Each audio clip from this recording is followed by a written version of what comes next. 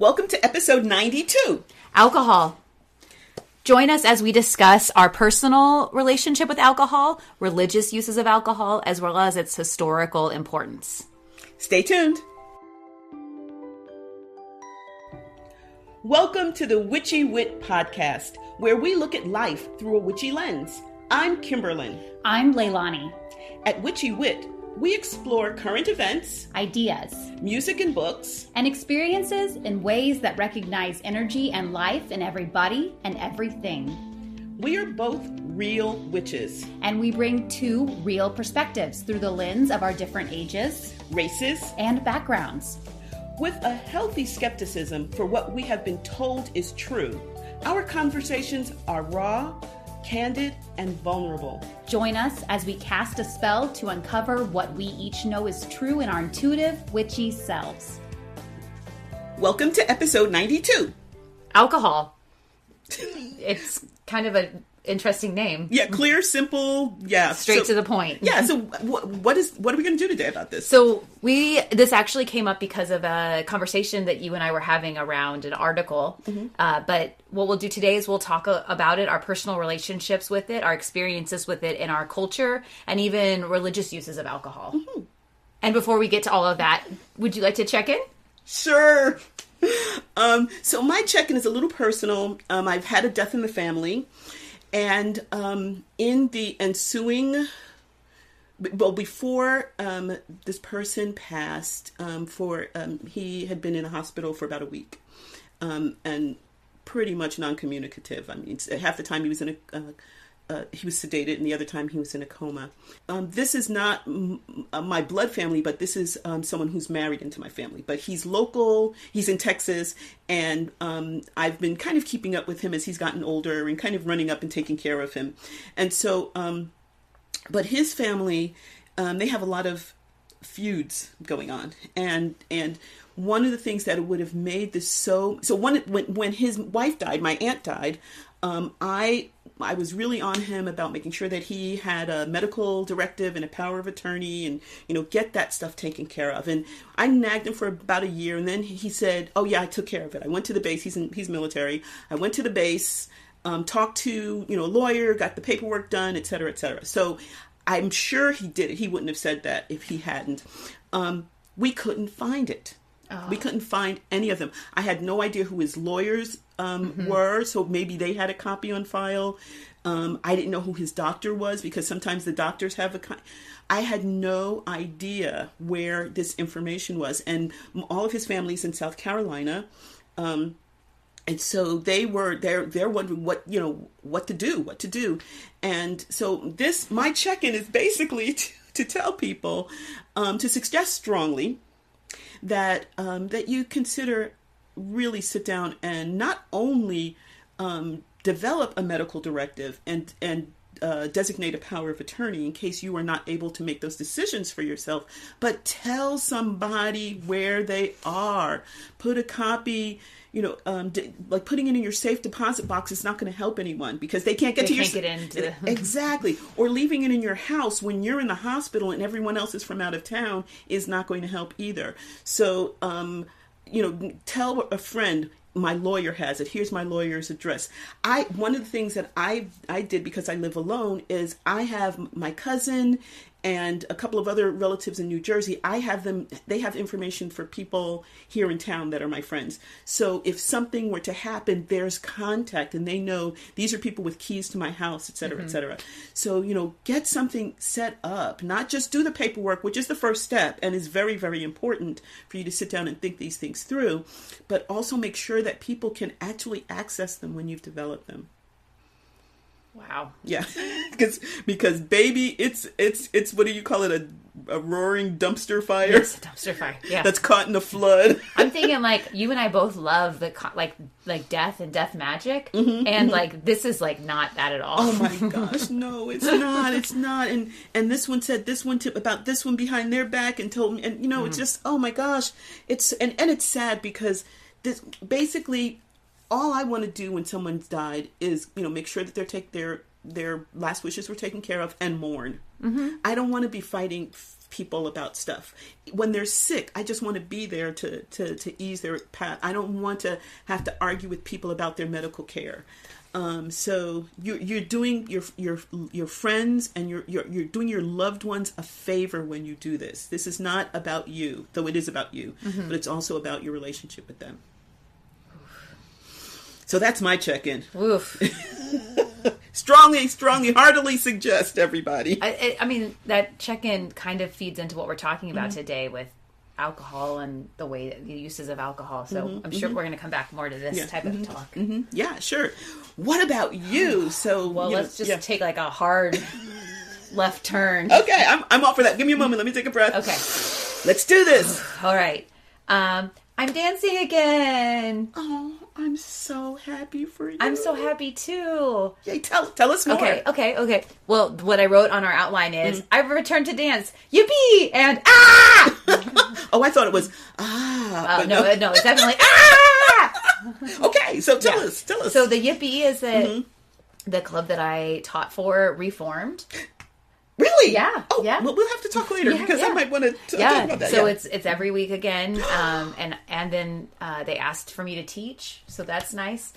Yeah. So that's so exciting. It's so interesting though. Like I can feel my brain, like the synapses in my brain are like, you used to do this, you used to say this. You know, I can feel them not being that they're out of use, and they're like desperately reaching for each other, and my brain is like trying to connect. So it's been fun and frustrating to dust that off. Right. If I feel rusty. But then it's also been really wonderful to dance regularly. And then I started over the summer. I went up in June, and then I went up in July, and then I went up again in August. My goal is once a month to do a private lesson with my teacher, and then he gives me homework to work on for the month, which I diligently do. Sweet. So yeah, yes. So it's just been really good. It's been fun and also like a bit scary in that it's hard. It's hard, and I would like to start competing again, but I'm surprised that I feel really settled in not immediately returning to competition. In my mind, I'm saying like a year. Like dancing and taking private lessons for a year. I don't know if I'll last that long because I really do love competing. But right now, I just feel really good. There's some competitions coming up in the month, and I'm really at peace with not going. So wow, it's so thank you so much for sharing that with me. I just remember how much you light up the room when you dance, and so thank you. Yeah, this is I can only imagine. Like I'm sorry it's ah! Yeah. but I'm wondering if eventually it'll be I think so. I think when I am more settled from where I was before and I'm more back to that, and then I start seeing more progress. I'm already seeing progress with my work with my teacher, so that's good. Wonderful. Yeah. Congratulations. Thank this is you. So exciting. Yay. It is. It's a delight. It's a delight.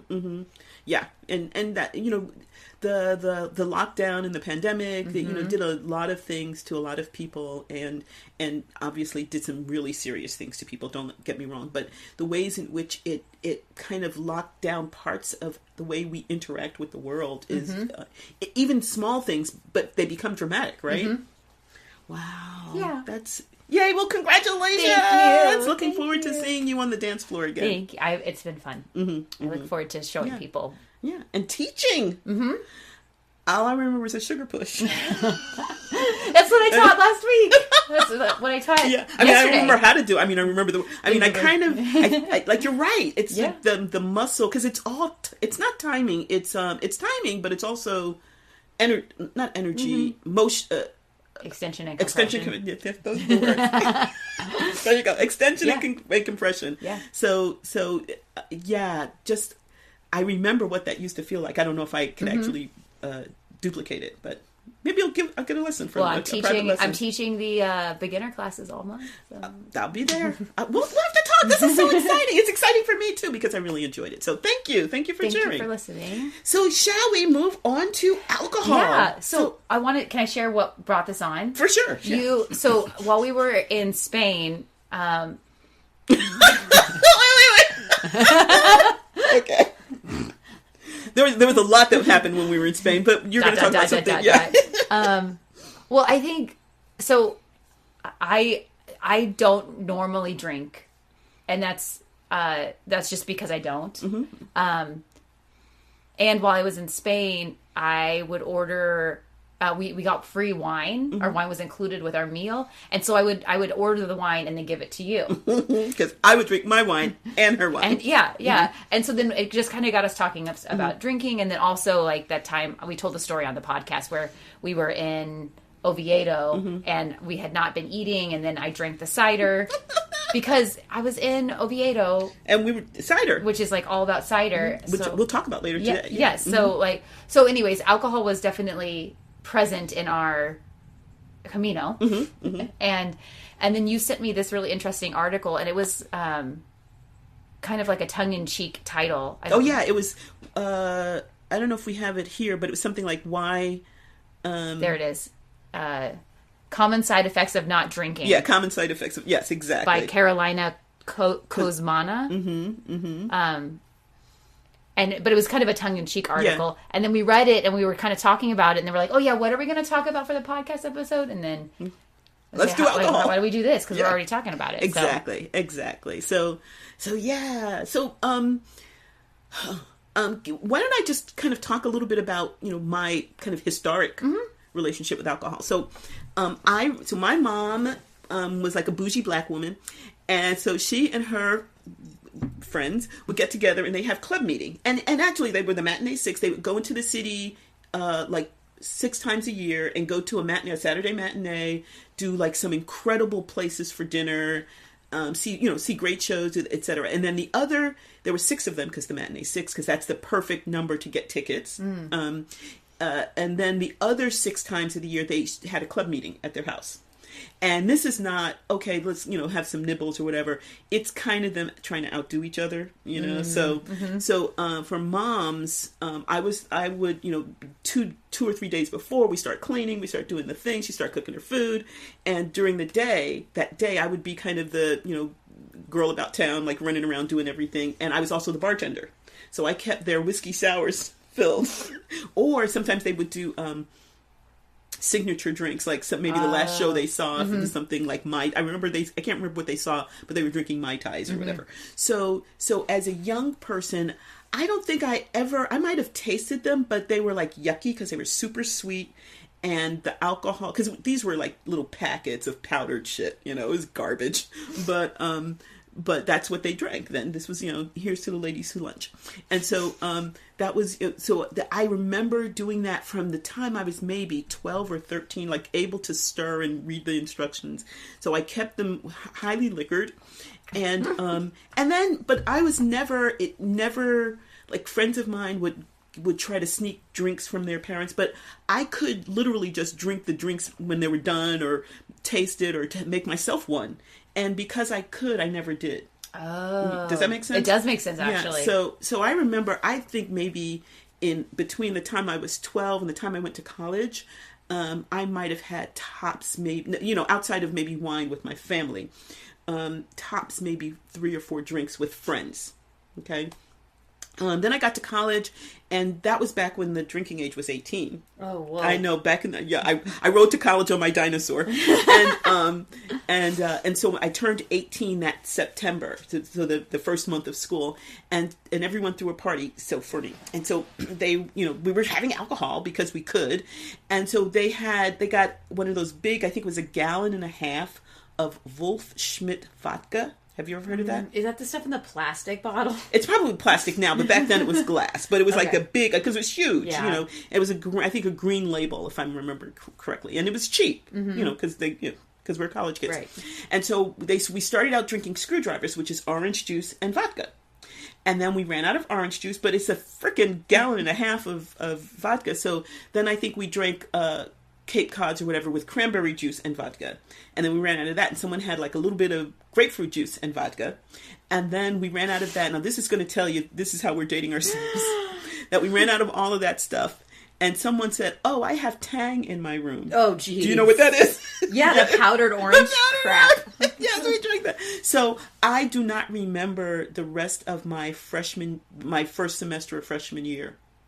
I remember getting drunk then, and maybe I don't know if I drank the rest of the time, or it's just like I kind of like blanked out that the rest of the next 3 months. I made Dean's List, so I mean I was going to class and doing the thing, but I don't remember. And that was kind of a little bit of a wake up for me. And then another time, this was maybe still that freshman year or sophomore year. I remember we went to this place called the Annex and had drinks.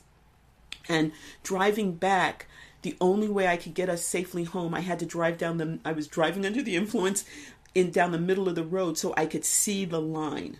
Oh, wow. And got home, because this is Princeton, no one's on the road at night. And I got home and I remember thinking, you know what?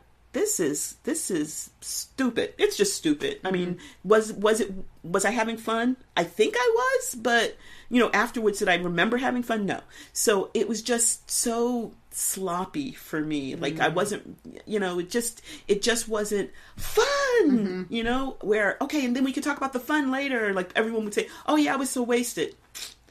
That to me wasn't fun. So that's kind of my history. What about? Wow. Well, actually, let me tell you about where I am now. Yeah. Okay, and then Thank you. And then we could. So, and now I live alone. I love wine.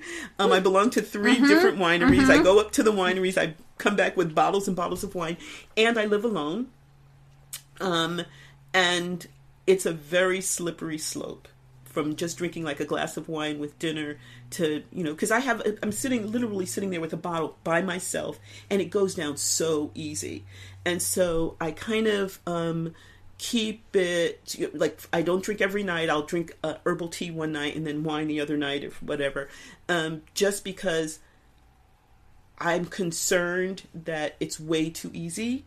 And so I try to create structures so that I don't like fall into some really, really bad habits. But I love myself some wine. Anyway, what about you? So here's someone who loves wine. I guess I can drink liquor and stuff like that, and there's a couple of drinks that I like, but I think it's really, really wine for me. And I do drink some beers and hard ciders and stuff like that, but that's where I am. How about you, Leilani? Sure. So like the way you said, it goes down easy. I've just never really had an experience where I felt like it did. So I think in some ways I'm positioned in a really unique spot in that it's never really been a physicalized enjoyment experience of like the drinking of it. Like wine has, even the sweetest wine doesn't taste that great to me. And even like the most expertly fancy mixed drink, one of our mutual friends is like really into a certain type of hard liquor, and like bourbon, I think. And she's like, let me taste some of her partner's like very like expensive, like we're talking like hundreds and hundreds of dollars a bottle. Yes. Know, and she's like, taste it. Like, isn't it great? And I'm like, not really, No. So, and I don't say that as like a way of being superior. I'm just saying that like it uniquely positions me in a way that it makes it really easy to not consume it whenever it's not, it'd be like, it's not hard to eat brownies if you don't like brownies, So, like growing up in high school, like a lot of people drank because I was in a really small farm town in the Ozarks, and you had to do something. Yeah, but I was so busy with the color guard that I never really felt like I was missing out on anything. I heard that was going on, but I never really felt like I was missing out because we were always so busy, right, and doing things that I loved. So that was really great. In hindsight, it was really great. And during it, it was what it was. I didn't really think about the fact that I wasn't drinking.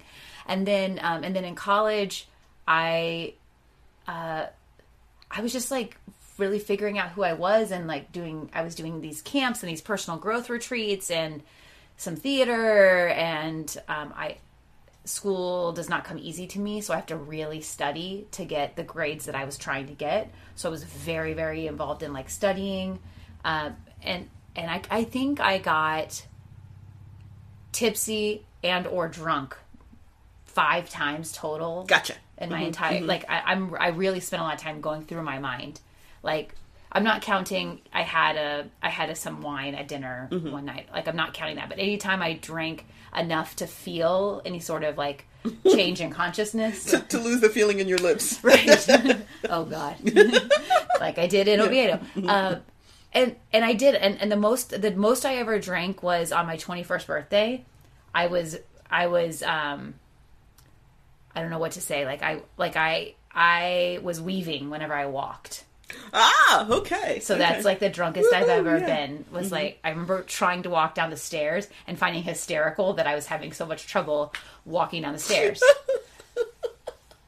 Okay. And then as an adult, post-college, I think I found other ways of altering my consciousness, both with and without substances, that I enjoy both of those options so much that it makes drinking alcohol really not that exciting. Yeah. Mm-hmm. Mm-hmm. I did want to share my hack in college was that I would take a beer can that I found like sitting on the counter, and I would carry it around with me, and then eventually go to the bathroom, rinse it out, and then fill it with water, and then walk around with it. So people would think that I was drinking, and then they would leave me alone. And let's come back to that, because there is much in that article that mentions some of those ideas. So yeah, that's yeah. I do want to say that I have been kicked out of a club before because they thought that I was super drunk. Mm-hmm. My sister and I both got kicked out.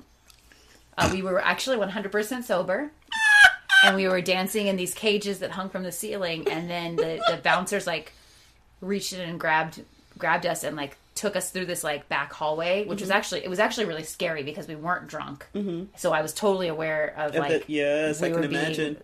Taken to this place. It was super freaky, but they were not happy whenever they were like yelling at us and telling us how drunk we were, and we had to get out. And then her and I both were like, what do you like, responding very articulately, which showed them that we were not drunk, and then they were embarrassed, so we got kicked out anyways.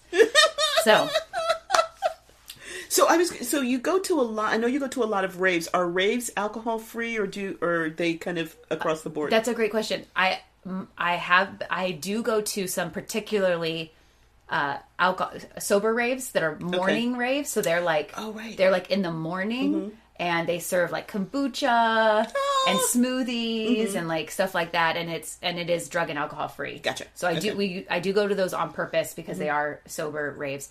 But then I also go to like regular raves. But I think that it's really easy to not drink there because I'm having so much fun dancing and enjoying the music. Also, my partner and I are normally doing acro, so you want to be kind of aware. Yeah. Okay, that makes a lot of sense.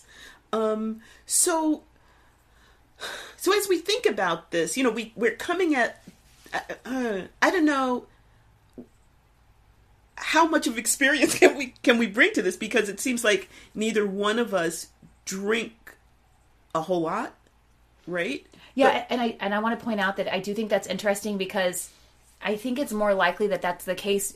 We're both involved in a circle that has an agreement that says that we will not use drugs or alcohol during that during our events, during our rituals. So I think we're not an accurate sampling.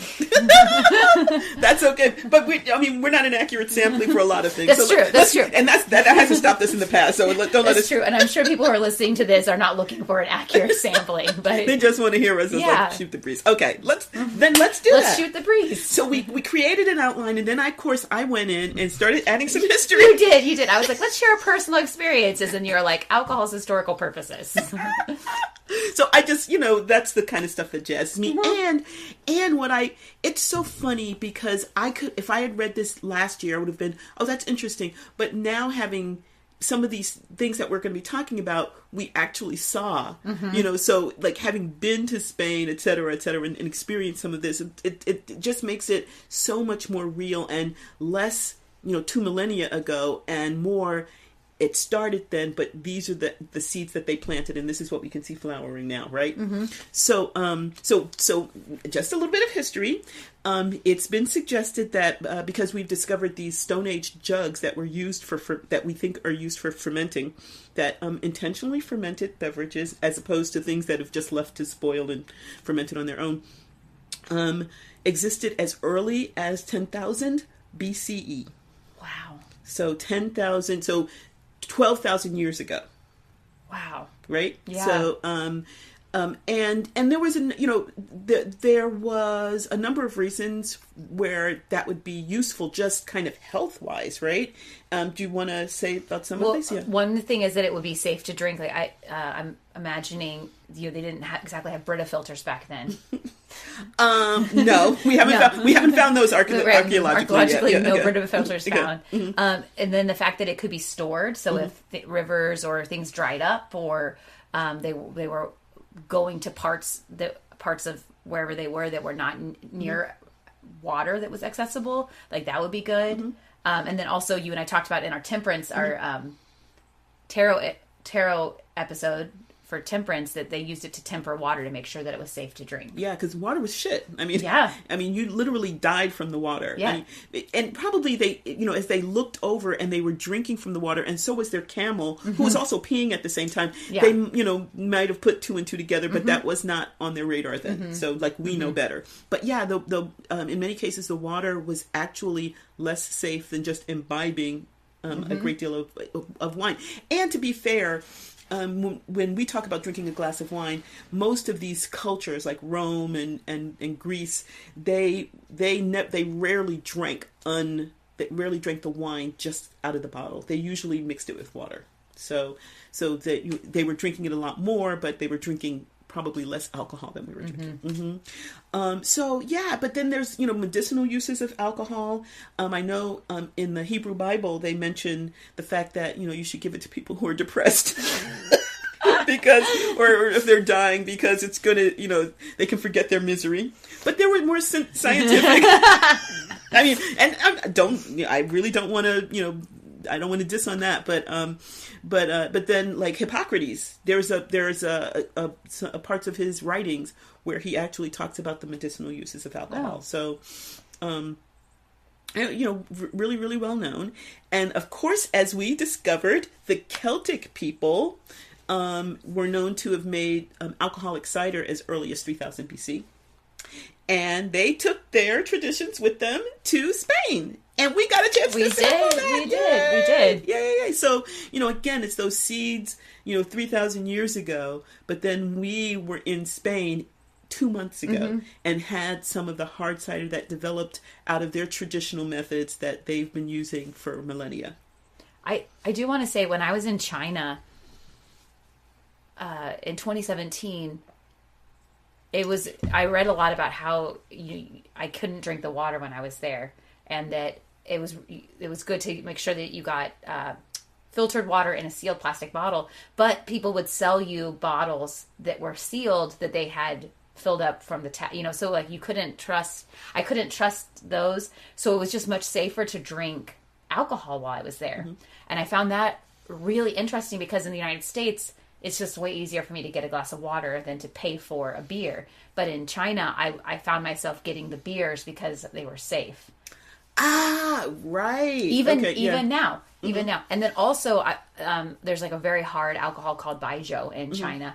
And so we would take like shots of that. And so I was consuming that throughout my travel. And then we finished traveling in Vietnam, and I had stopped drinking the baijiu because we were returning home and I ran out and I wasn't going to buy more. That is when I got hepatitis from eating fruit that was contaminated with feces. And it is totally anecdotal, but I really believe that if I had continued drinking baijiu, it's medicinal. It would have killed off the things that Yeah. So you weren't taking it because you liked the taste of baijiu. You were taking it just medicinally. Damn. Yeah. That's right. Should have kept that baby going. Kept going with the baijiu because I got Hep A. No. Oh yeah, you did. Yeah, I guess you can pour it over fruit. How would you? Because how would you? Okay, let me just let it go. But yeah. Okay. Well, and also growing up, anytime I would eat spoiled food, like my parents would give me like a shot of alcohol to like kill the. I don't know if that was ever happened to you or whatever, but I'm assuming to me it was that similar logic. Like by drinking this baijiu, I'm like basically taking Lysol to my insides. Our former president said, "Drink bleach." Oh yeah.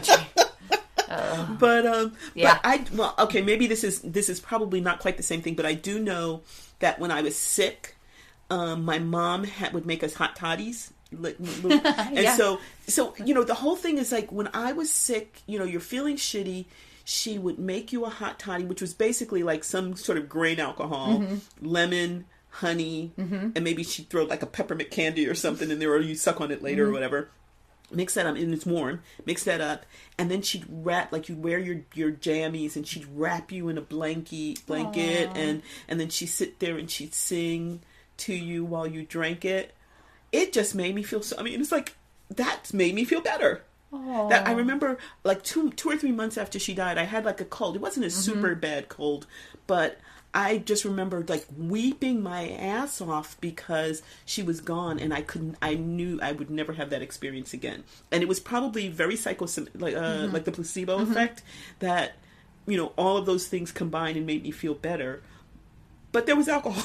I mean, they were not shy about giving kids. To you. Yeah, she sang to me. Yeah. So, but it was, that's what they did. And even with babies, they say if you have a colicky baby, they say stick your finger in a bottle of rum and rub it on their gums, and then take a shot for mama.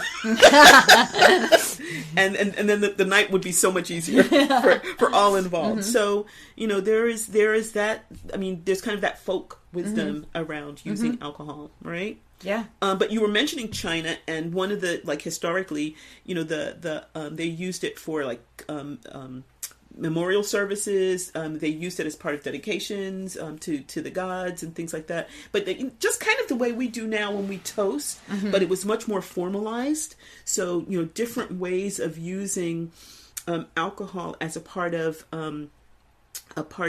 celebrating their victory, like during official executions. Things like, yeah. So, I mean, not necessarily always drinking it, but sometimes pouring it, sometimes anointing someone with it. So these were alcoholic beverages that they used very ceremonially. Wow. Yeah. And when I was thinking about religious uses of alcohol, I thought of communion and the presence of wine in communion and like how, I really think it is symptomatic of the bigger picture that alcohol was such an important part, especially because of its purposes with being able to consume it safely. Yeah, and yes, and so I don't think a lot of Christians think about it this way, but it's very alchemical, right? So, because basically you're taking something and it's transforming something from a base, quote, like some fruit or whatever, to a more elevated type of material. And in Christian traditions, Jesus converted water to wine, and then in communion, it's supposed to be Christ's blood being changed to wine that you're drinking. So very, very alchemical. Yeah. If people actually sat down, I don't know if they do or not, but very, so kind of taking the properties of the beverage, the properties of the essence of the wine or the liquor or whatever, and the way it became that way as an emblem or as a symbol for that same process for a personal for your personal development or religious development or spiritual growth or whatever. I grew up in the Methodist church, and we had grape juice so that people who were alcoholics could participate in communion. What did your church? Baptists were grape juice. Okay. Baptists were grape juice. And then when I was in college, I went to the Episcopal church, and they were like wine. You could cross yourself, and they just bless you instead of drinking that. You do the wafer, or you could take the wafer. You could dip the wafer in the wine if you wanted, or you put it on your tongue. There was a whole bunch of different ways you could do that. But you could also just eschew the wine. Okay. So, and then thinking about like pagans, I remember when I first started doing ritual when I was in college with my little group that I practiced with when I was in college. We would do rituals of cakes and ale, like after our ritual, like still in sacred space. And I remember, that was like super, like really cool. Yeah.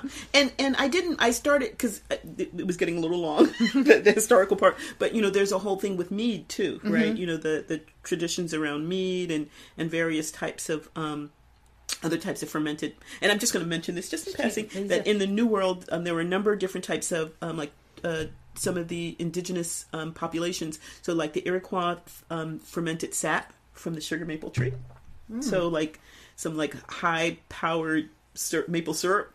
That actually sounds delightful to me. Yep, yeah, exactly. The Chiriquahua made corned beer, but they would add Lignus vitus or loco weed to it. So I don't know if they use it as flavoring or if they fermented that too. So that probably added some hallucinogenic. I don't know what that is. Is that a hallucinogen? It can be. I think it's mainly like sends cows off the bend if they like eat it by accident or whatever. Wow. But yeah, it's a flavoring. Okay. Yeah. So, and then the Olmec culture made cacao wine. Now, how can I get my hands on some of that? Yeah. Well, they have choco wine. Have you seen that? No. Choco wine. It's wine with chocolate. It's Okay. basically like a red wine with chocolate, and they do things so that it doesn't separate or whatever. Oh, okay. But yeah. And then others used various berries and fruits and things like that. Corn, manioc, things like that. So you can pretty much ferment anything. Yeah. And it sounds like people probably needed to do this because they needed things to drink. Yes. And to preserve. Yes. Yeah, and to preserve. So yeah, berries aren't going to last. You're lucky if your berries last 2 or 3 weeks, right? Shoot, man, I feel like I can't get them home from the grocery store without them starting to spoil. I know. Like, and I have an air conditioned car. Yeah. How are these people? Exactly. they fermented it, so you could have like the must. So you could literally eat it with a spoon, but it was fermented, so it had like a little extra kick. But you could eat that in September, October, November, right? Because it was safe to eat. So that was another way of kind of preserving fruits before they had canning. So, and probably a lot more fun than eating your fruit today, but yeah. And also they couldn't go to Six Flags back then. So I'm just saying they had fewer options available. So I do not judge them at all. Okay. Let them eat those fermented berries. Berries, exactly. Because they barely lived to the age of 25. That's right. Enjoy those fermented That's berries. right. Yeah. And particularly if you don't have a whole lot of teeth left, Which so they probably didn't. Go for it. Go for it. Mm-hmm. And then one of the things that we also see today, like you were mentioning, the different qualities of bourbon and things like that. Alcohol is also, we have all of these issues of health, but it's also developed like anything really, like clothing, transportation, horseflesh, cachet, right? So, different types are considered more high status or markers of higher class or better money or whatever than others. And we could go into that. I don't think we necessarily have to talk too much about that, but so much of the mystique around drinking often has to do with what it says about you than the I think I wrote that somewhere that it's more than just drinking something. It's like clothing tells people something about you, right? What you drink supposedly, or if you drink, or where you drink. Yeah. At there's fancy bars or the bar on the corner. Yeah. So let's kind of so let me just we mentioned this article. Shall we go on to the Yeah. We mentioned this article, and I just thought it was really tongue in cheek, but very very. I thought it spoke some truths. Yeah, I right? think so. Yeah. And so basically, like I said, it was kind of tongue in cheek, common side effects of not drinking. Basically, like, what's your life when drinking is not a major part of it? And so, one of the things that I took away from this, and I had thought about this kind of in passing over the years, as I've also wanted to prove to people something about me as a drinker, is that basically what we're talking about is you pouring something into a glass and drinking it, either because you're thirsty, you want to taste, you want it to accompany your food or whatever. That's all it is. And we have made this huge frickin' deal about this, where we're like browbeating people about how they do it, where they do it, whether they do it, that kind of stuff. So the article kind of highlighted that for me and made this the idea of having this episode come about. Yeah, I've had people get very be very concerned with why I was not drinking, or that I was not drinking, and that I should be drinking. And it was pretty clear to me that it really wasn't much about me. It was more about them, and that they were uncomfortable. Same thing with me not eating meat. People become very concerned with me not eating meat, and it has nothing to do with them, but it's very much, they make it very much about their insecurities, and they tell me all the reasons why they could never give up meat. Oh, what you know, or like all the reasons why they would never give up drinking. And I'm like, I didn't ask, and I don't really think it's a problem. Like, I don't care. Go ahead. I enjoy your wine. Like, do what you need to do. Yeah, you do you. Yeah. Yeah. But and again, it's because we've built up this mystique about what drinking what we say drinking means, or what we think drinking means, or what it symbolizes, or what it shows other people about us. And so if I am constantly monitoring all of those implications, then that means what your choices are have to figure in there, as opposed to, I like the taste of this wine, it goes with my PB&J or whatever. Right. You know, I'm gonna throw this baby back, or I'm not going to, because I prefer to drink water or milk, right? And I don't know if we have time to go into that, but it's, you know, that justification there. So there are problems with alcohol, right? You know, people can become addicted. You know, depending, I know, like, certain wines are supposed to be better for your liver, or, you know, so there are dangers with drinking, and as we'll talk about, there are dangers with not drinking, but yes. and so I would imagine that when I'm in the presence of someone who is not drinking, that if I haven't really dealt with all of those kind of implications, as in, I just like the taste of this drink and let's call it a day, then you're not doing that. You're not participating in that. Highlights the fact that I am. Yeah. Right? Well said. Well said. I think it's also interesting to consider how much of our culture is built up around, like you said, like the consuming of alcohol, how we consume it, where we consume it, with whom we consume it. And it's really interesting to me to consider, as an adult, we go to our places of work, and then what do you do outside of work? You know, most people are like, well, let's go have a nice dinner and we'll get some drinks. Like, let's meet up for drinks.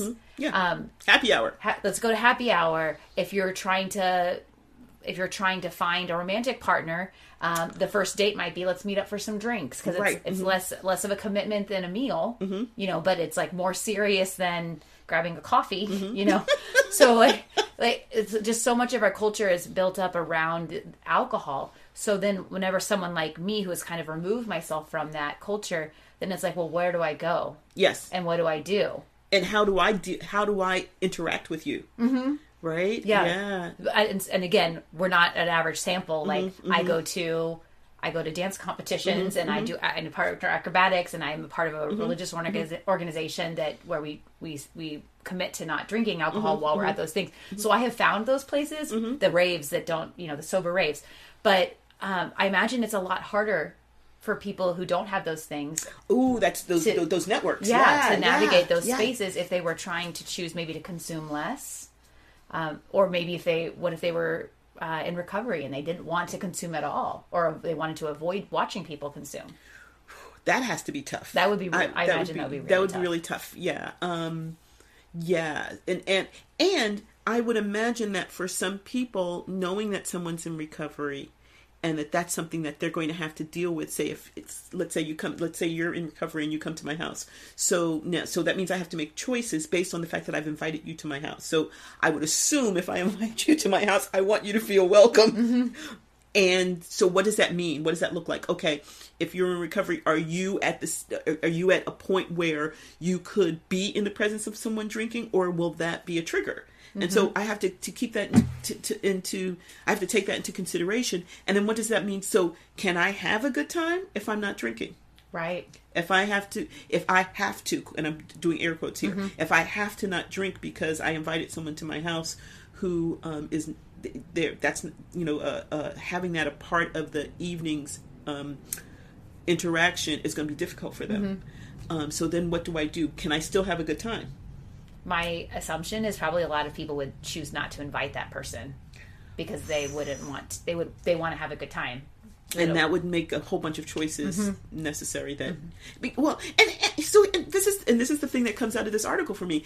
It would have to make a whole bunch of choices necessary, which would require thinking about what does it mean for me to take a drink of wine? What is that besides just something wet going down my throat? Right? And okay, this is an expensive glass of wine, so I'm not going to pull it out because I can't drink it and savor it in front of this person.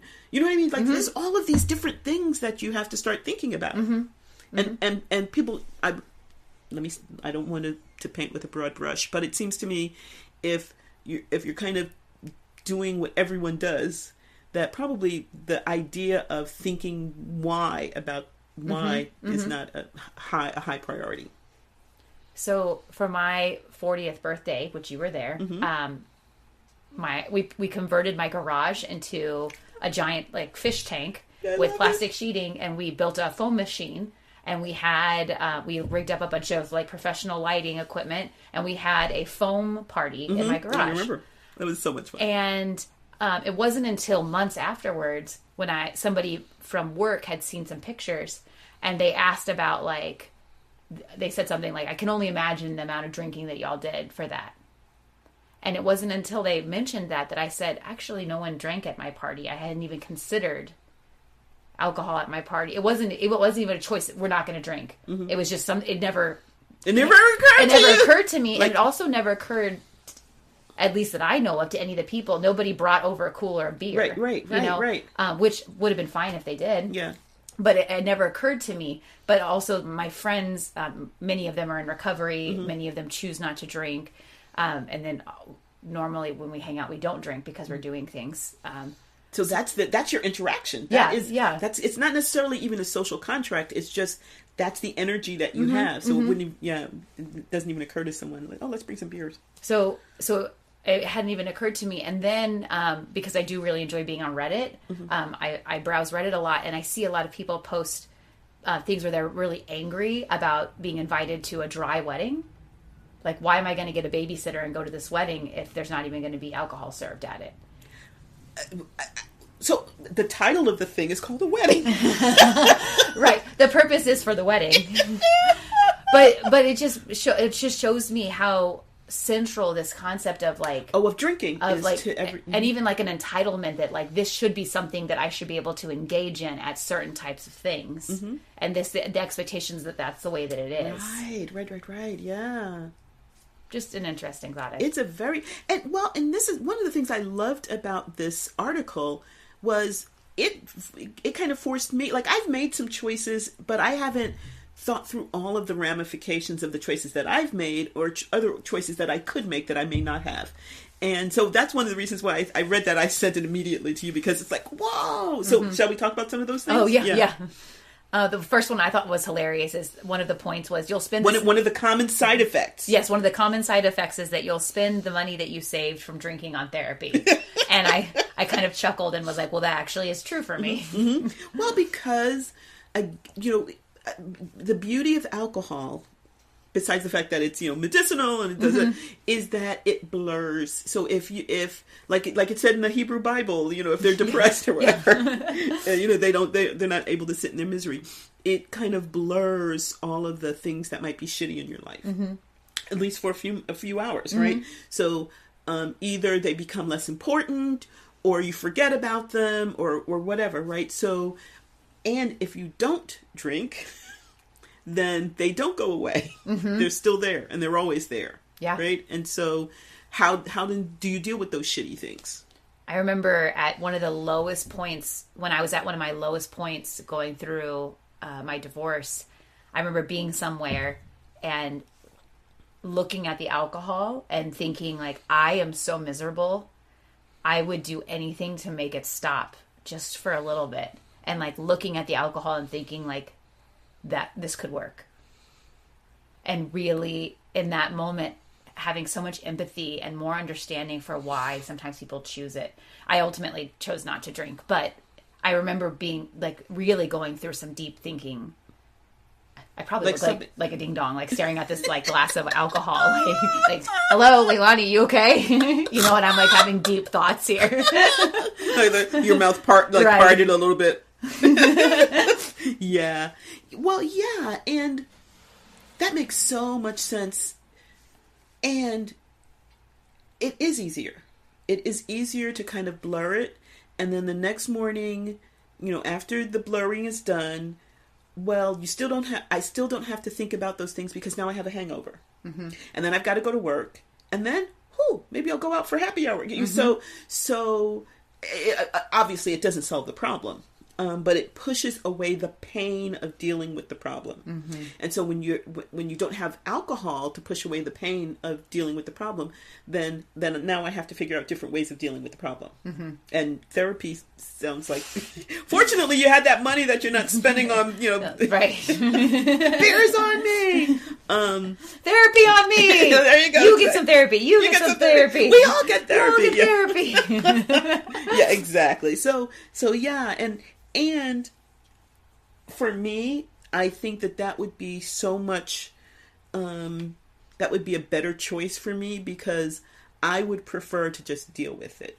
I won't be happy about it, but I would prefer to deal with it. So something that would allow me to actually deal with it as opposed to putting it off. Because I'm a good procrastinator. I'm super whoopie-doo when it comes to procrastinating.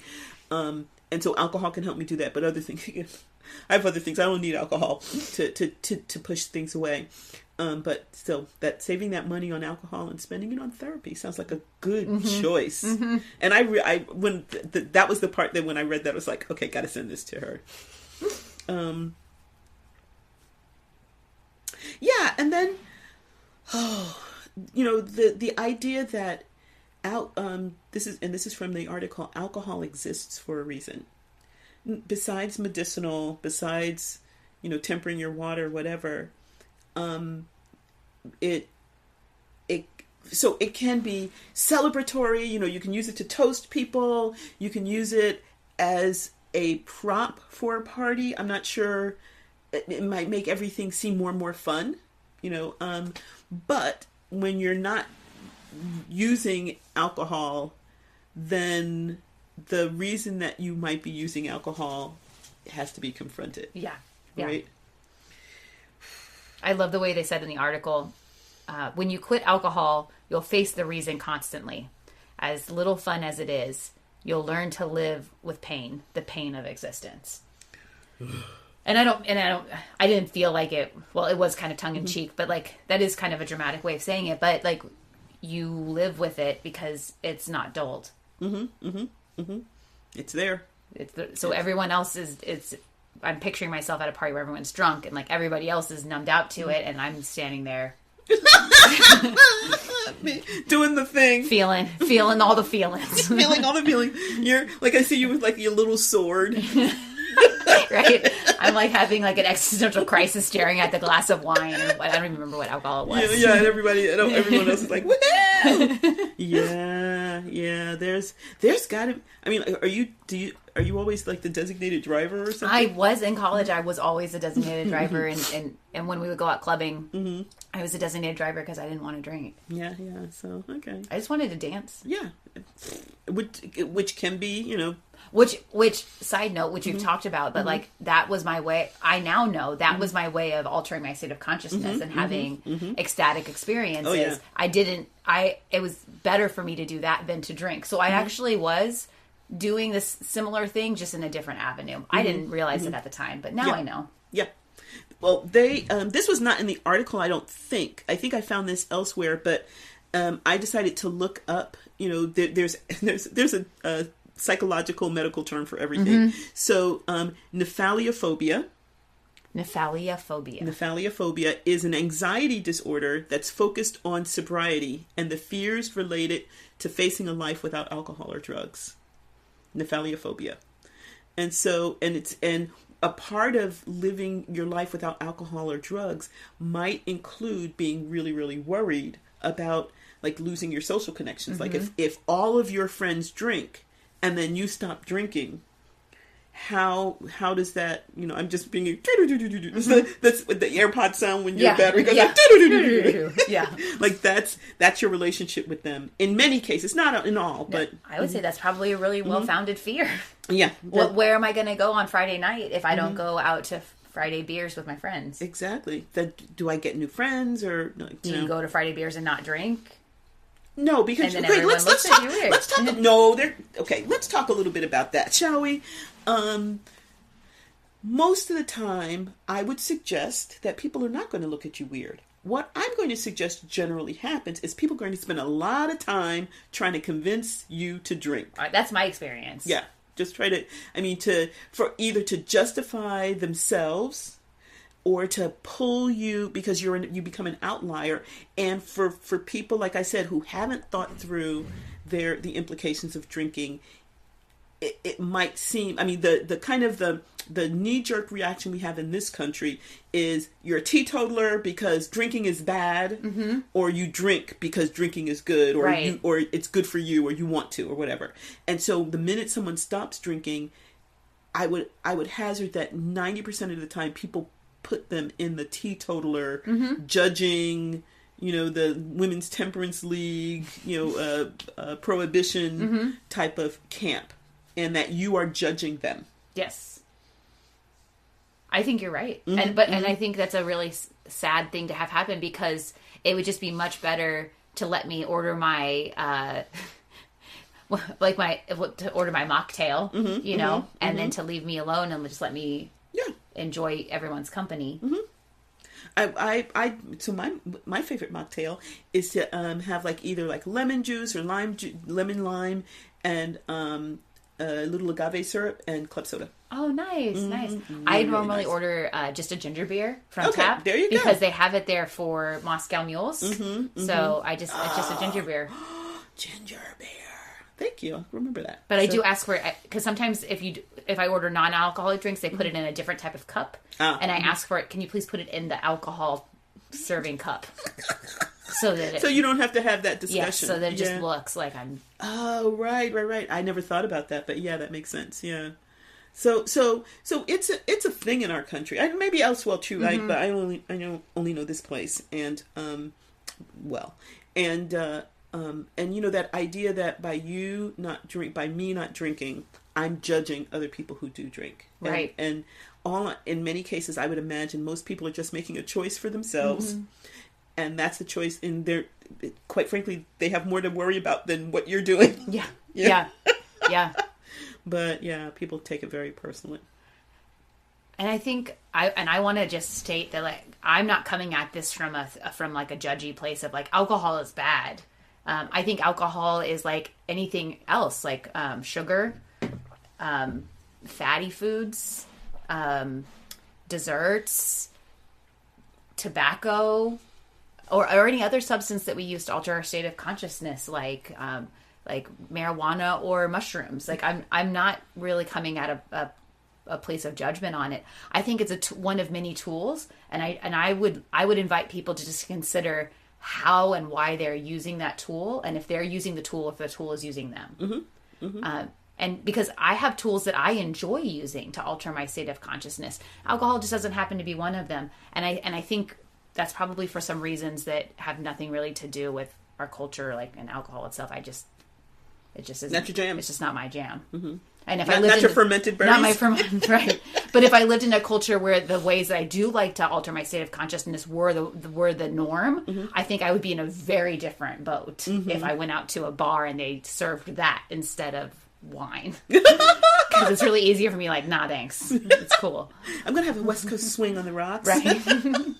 Yeah, gotcha.